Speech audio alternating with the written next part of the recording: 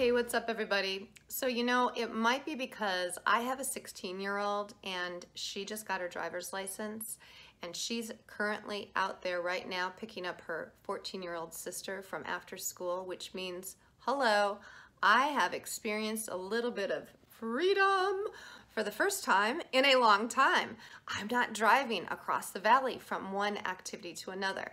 So it might be because I'm actually experiencing some time freedom that I started to really reflect over the last couple of days around what personal freedom really means and how we may invite just a little bit more freedom into our day-to-day lives, even when our lives are full of expectations, obligations, deliverables, responsibilities.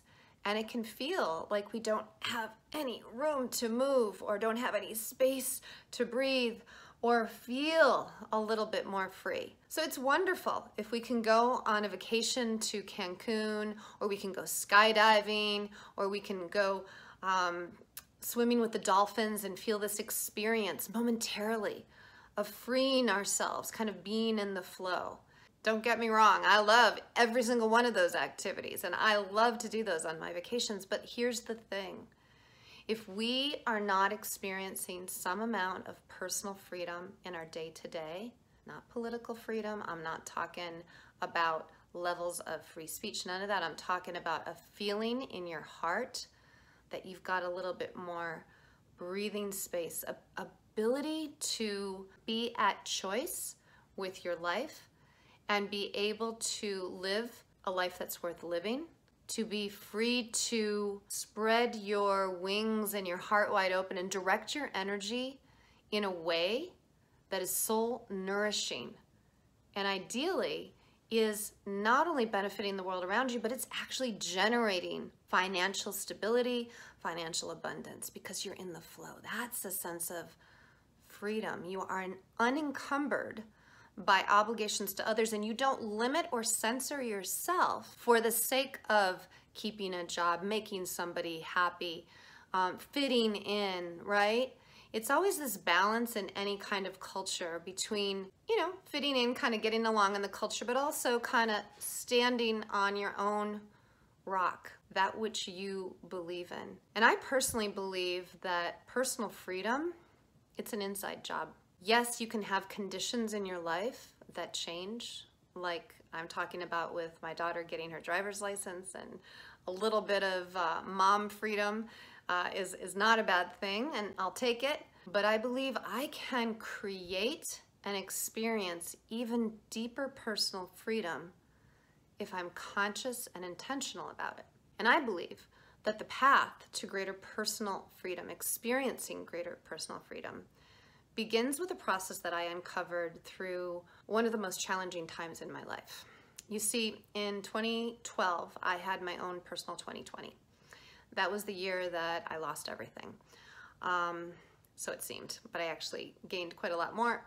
But in the moment, it sucked. That was the year that I discovered several betrayals. I lost my marriage, a divorce ensued, and then found out that all of our life savings had been lost in a Ponzi scheme, which was, gee, so fun. And then a retainer contract that I had I was released from that just weeks before Christmas, which is kind of like losing your job right before the holidays.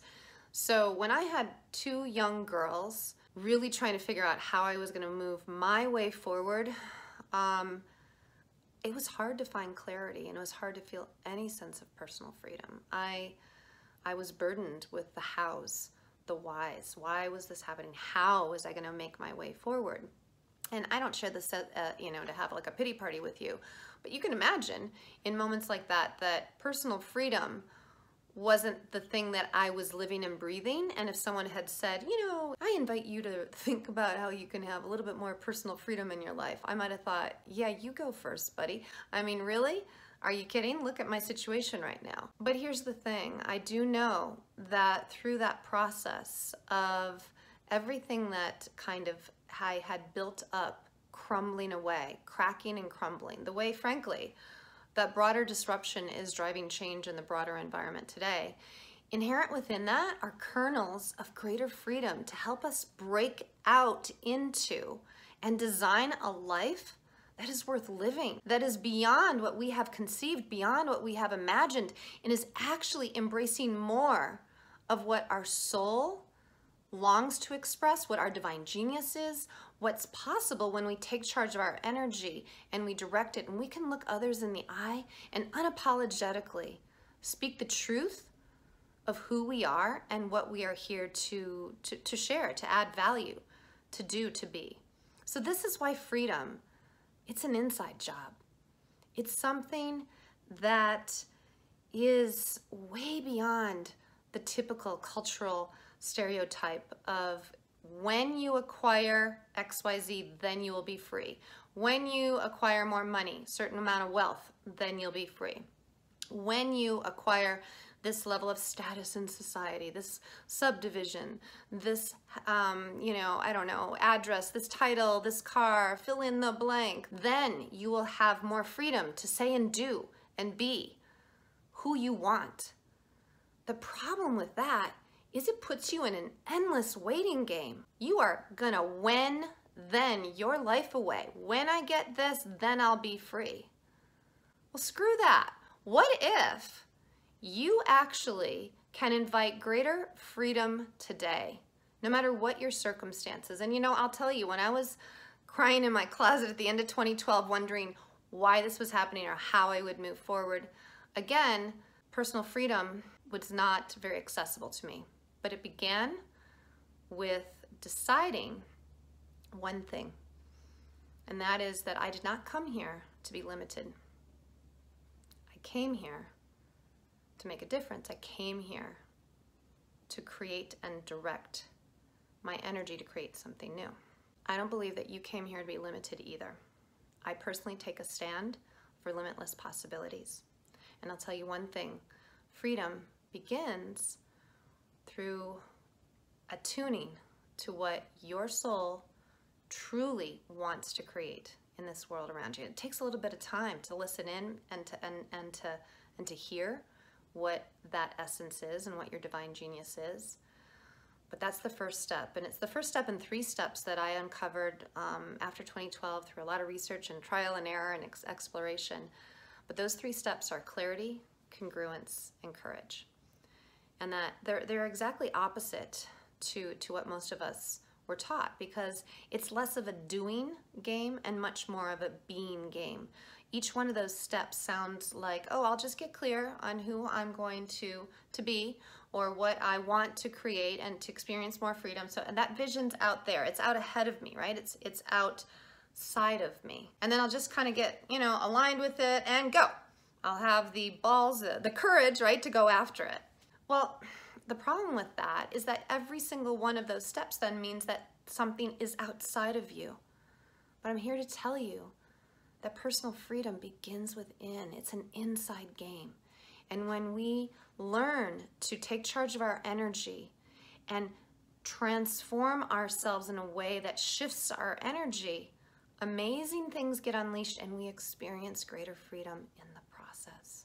So attuning and then aligning to your divine genius, and then unapologetically following the impulse of where you can add value, taking a small step every day to speak up when others are not, to trust when others are not, to draw a boundary when you haven't in the past, to maybe start a new conversation that hasn't been voiced before because people have been silent on an issue. Whatever that looks like for you, those are the small steps every day that allow you to be more aligned with why you're here. And guess what? Personal freedom follows. So if you're interested in exploring this a little bit further for yourself, I think I'd begin with a couple questions. Number 1, where might you want to experience greater freedom in your life today? So if your schedule is so jam-packed you have not a moment to breathe or think, maybe you begin with time freedom, just a little bit of space carved out every day where you want to experience a bit more freedom.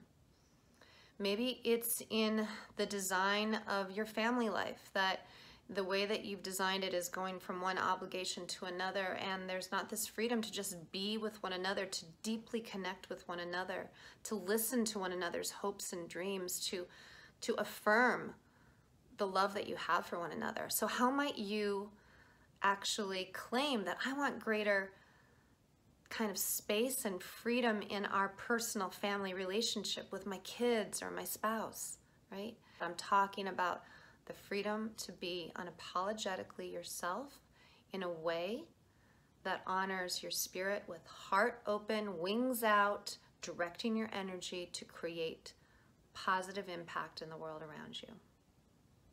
And I believe that freedom is accessible to you. So begin by reflecting where you could invite greater freedom into your life. Where do you feel limited? And are any of those limits possibly within your control to release? Have you scheduled certain meetings or structured your life or your family life in a way that actually you do have the power to change? What barriers can you remove? What support can you ask for? And how might you find greater clarity by listening to what your heart really wants next? If any of this has been helpful and you want to learn more, the process of Clarity, Congruence, and Courage is the core component of my Recalibrate for Impact Accelerator. It's an online course, coaching, and community where leaders from across the world actually are gathering and really unpacking each of these elements together to achieve greater impact in the world around them, but at core, greater freedom and greater fulfillment. Check it out at www.recalibrateForImpact.com.